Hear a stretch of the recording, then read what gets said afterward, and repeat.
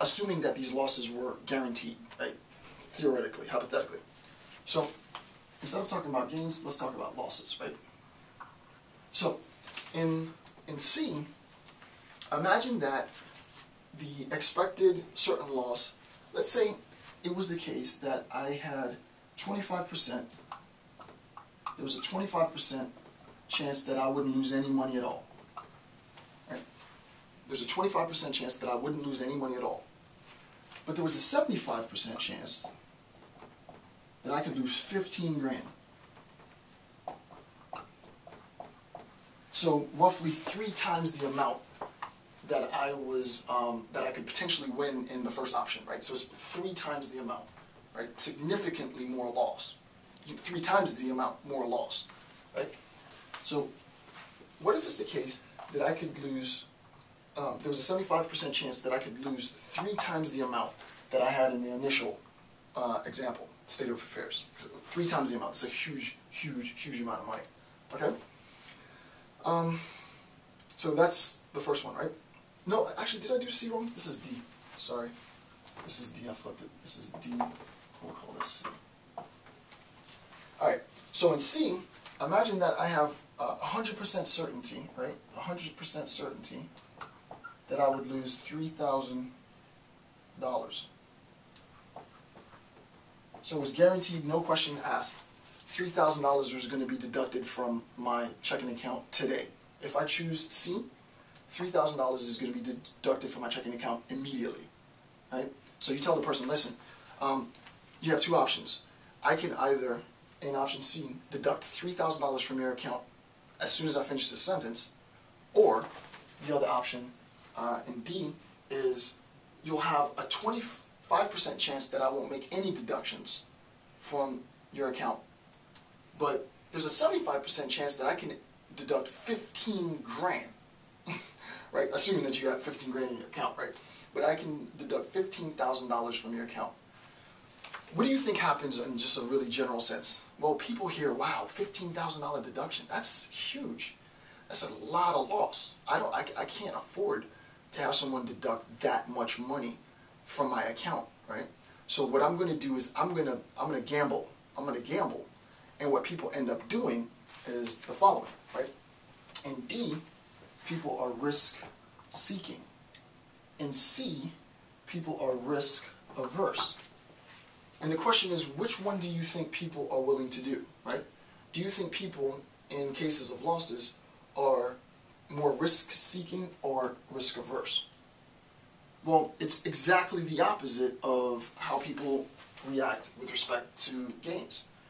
With respect to gains, people are risk-averse. With respect to losses, however, it's completely different, right? People are risk-seeking with respect to losses, right?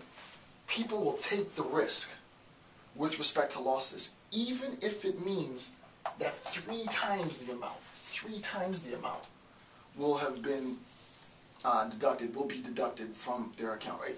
People are more likely, 8 out of 10 people are more likely to choose this state of affairs than this state of affairs. Why? Because me telling you that I'm definitely going to take out $3,000 out of your account scares you. You're like, I don't want you to do that. I'd rather bet that, take my chances. The 25% now looks appealing, right? In a risk-loss, in a loss situation. That 25% before, in a gain situation, didn't look so good, right? This 25% in a gain situation was contrasted against a guaranteed $3,000, and that didn't look so good.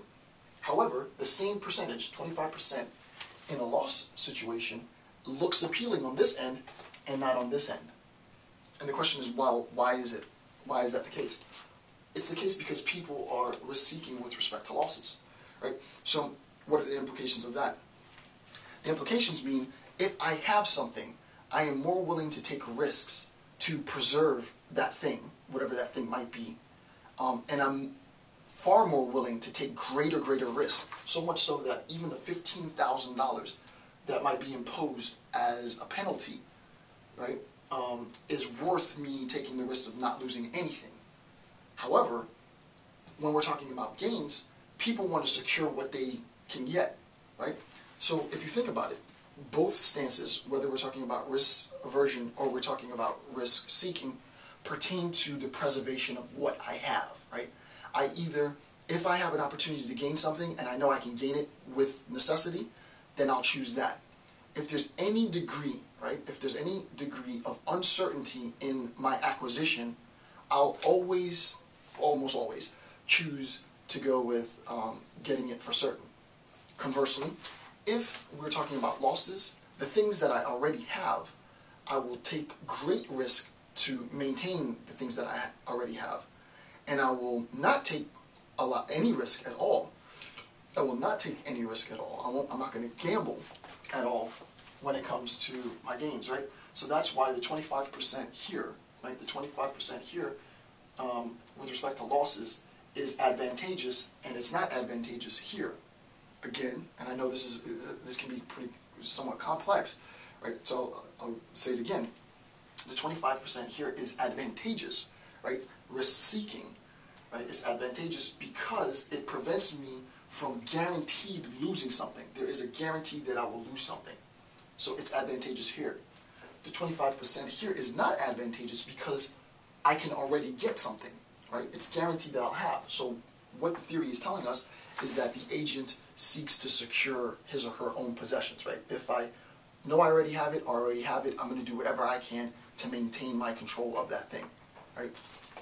So the conclusion of this is that people are risk averse with respect to gains. People are risk seeking with respect to losses. This notion is absolutely essential. You know, I'm not an economist and I'm not a business professor. Obviously, this has implications for how we invest our money, and how we make money, right?